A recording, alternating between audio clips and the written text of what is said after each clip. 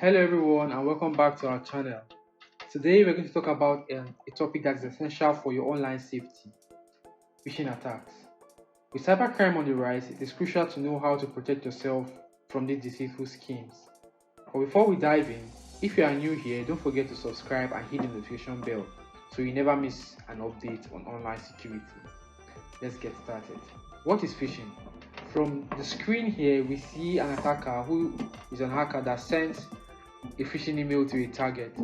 So once that target clicks on that phishing link, it is a fake website called the phishing website, and the attacker collects the important credential and uses that credential to access private information.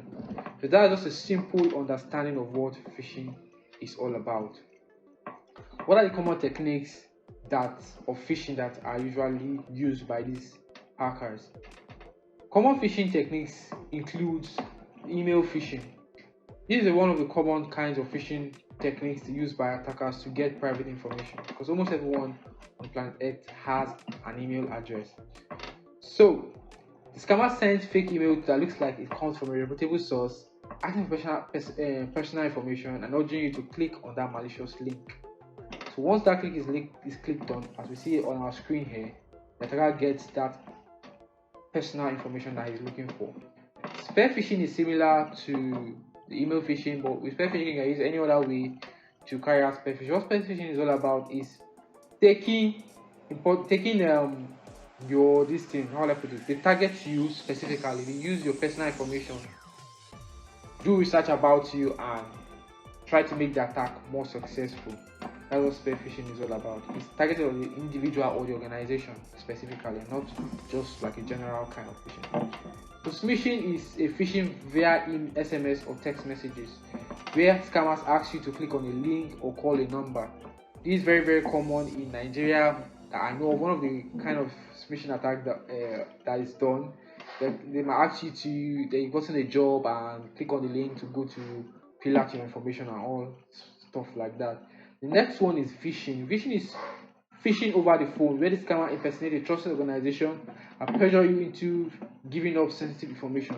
And I'm sure most of you or some of you have encountered this kind of call that person will call you and ask you for your BVN number, your credit card number, and tell you that they're from the bank and your account is going to be closed if you don't give out this information. So that's another technique of phishing. So how do you protect yourself from this phishing attack? Now you know what phishing is all about and how it works. Let's discuss how you can protect yourself from falling victim to these scams. Number one, which is very, very important, is that you verify the source. Always double check the emails, the sender email address, the phone number, to be cautious, and if it looks suspicious, you don't go ahead to release that information. So as I was saying, for example, there are ways to verify the source of your email address. You can tell the from email address. Even though those kind of information can be spoofed, you can also check the SPF details of the information. I'll show you how to check that in subsequent videos. So if you see a link that looks suspicious, don't click on it. You shouldn't click on any link that you see randomly sent to you if you don't trust the source. So there are other tools online you can use to verify your link to know if it's safe to click on it. Using two-factor authentication, you should enable two-factor authentication whenever possible to add an extra layer of security on your account. And even while this helps, sometimes it doesn't help as well. So you just have to be very, very, very sure. That's why you revert to the first point that I raised, that's verifying the source. Because with EvilJinx 2, a tool that pen testers use to carry out phishing simulation, you can always bypass two-factor authentication using that tool. So stay informed and know what you are doing. So another point to consider is to stay informed.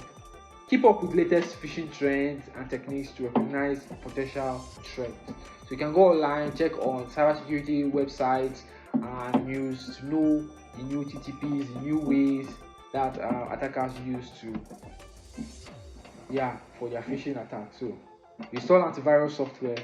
Very important. Always have up-to-date antivirus software on your machine. Windows Defender is one of the best, and it works like a charm. So educate yourself, train yourself and your family members about the dangers of phishing and how to spot suspicious messages. Always report any phishing email to authorities or organizations that those attackers try to impersonate, so they can use it to warn other users and help them to not to fall victim of those kind of attacks.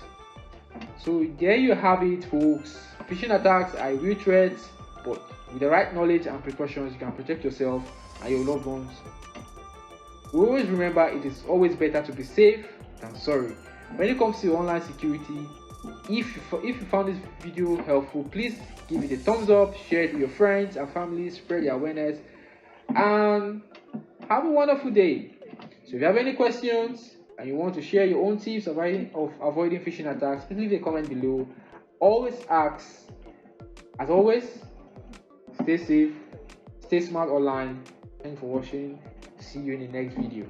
And a little tip: in the next video, we are going to be simulating a phishing attack using Imaging 2, and subsequent video we're going to talk about GoPhish and other frameworks that you can use to implement phishing attacks and know how to stay safe online.